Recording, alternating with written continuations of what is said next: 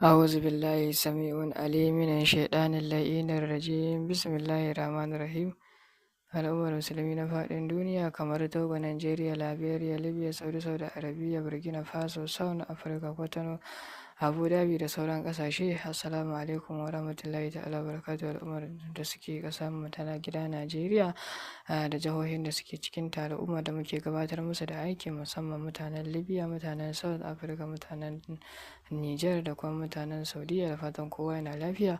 A yau na zo muku da wani sirrin biyan buƙata, kai ko ai maka. Ka yi ko me maka biznillahi ta'ala, biyan buƙatar ku shine farin cikin mu, da fatan muna lafiya. Wannan sirri yana da matuƙar ƙarfi, kamar yadda na ba da sirrika na biyan buƙata, kuma alhamdulillahi ana tura min da saƙon godiya insha Allahu. To wannan ma sirri ne na biyan buƙata biznillahi ta'ala. Wannan sirri abinda ya kamata, abinda za ka yi shine biznillahi ta'ala ka samu allon ƙarfe, suka rubuta waɗannan sakandamin da wannan rubutun. Duka dai haka abin da ka gani a cikin takardar za ka rubuta shi a cikin allon ƙarfe. A tsakiyar nan insha Allahu suka rubuta inda aka rubuta buƙata. Zan saka alama domin 'yan uwa musulmi su gane wajen, wanda ba su sani ba. Inda aka rubuta buƙatar nan insha Allahu to suka rubuta buƙatar ka.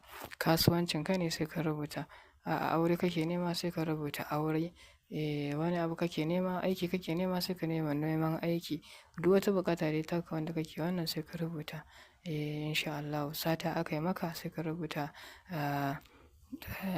sata da ya kamata da aka ɗaukan maka, abin da aka ɗaukan maka a ciki insha Allah sai ka saka da niyyar buƙata. Kafin nan kuma sai ka nemi abin yanka, imma mai ƙafa huɗu, imma zabo, imma kaza, imma zakara, amma ya kasance babba insha Allah. Sai ka ajiye shi gefe, sai ka ɗauki wannan allon ƙarfe sai ka ɗora a wuta insha Allahu. Sai ka matsa lemon tsami a kai ba, kamar matsa lemon tsami a kai insha Allahu.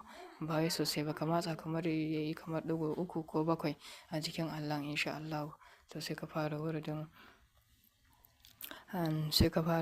wallahu galibun ala amri, wallahu galibun ala amri insha Allah. Kowace kalan buƙata ce za ka yi wallahu galibun ala amri 1000, gobe ma ka yi 1000, jibi ma ka yi 1000. Amma a ranar da ka fara na ɗaya insha Allahu kana gamawa sai ka ɗauki wannan zakara sai ka yanka shi sai a yi sadaka. Gobe ma sai ka ƙara yi, jibi sai ka yi insha Allah. Kwana 3 ake yi. Rana ta 3 kuma insha Allah sai ka samu dabino, dabino za ka samu sai ka yi sadaka. To bi iznillahi ta'ala a cikin wannan kwana 3 da za su ƙara gabatowa insha Allah buƙatan ka ya biya bi iznillahi ta'ala. Da kanka za ka yi mana godiya. Daure kai mana subscribe, kai share. Bisalam, mun gode. Domin ƙarin bayani